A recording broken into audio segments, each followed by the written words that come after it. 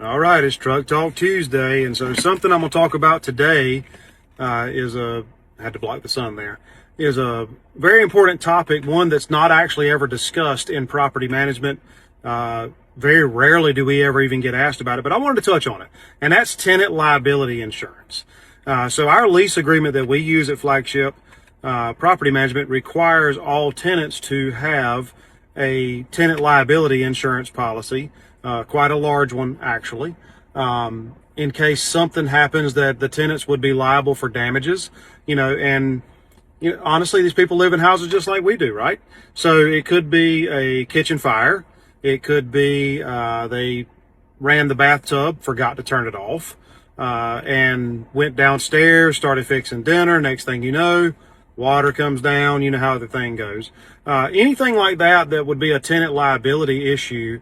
That tenant liability policy would cover that, or help cover that.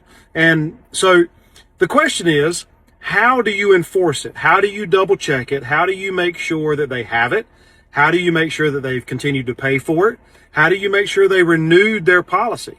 If it's in their lease agreement, they're supposed to keep it at all times. Here at Flagship Property Management, we have a program that our tenants are mandated to get in when they sign their lease agreement. It's a monthly program. They pay a small fee for it, but it includes the tenant liability insurance along with a number of other things to help them during their stay. HVAC filters, identity protection, a number of other things that are included in that program.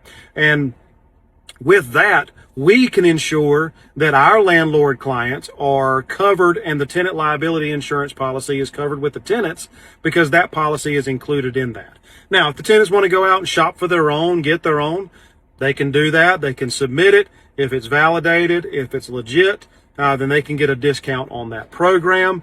But most tenants just say, thank you, this is easy, and we want to keep this in our program. So then they don't have to worry about, is it going to be renewed? Did I forget? Am I in breach of my lease agreement? So if you manage properties yourself and that's in your lease agreement, how do you handle it? Drop it in the comments. If you have a property management company that you're working with, how do they double check that the tenant liability insurance is in place and or still valid? I'd love to learn some of that. Or if you're interested in shopping for a property manager, then maybe that's one of the questions you want to ask them. How do they require it? Is it in their lease agreement?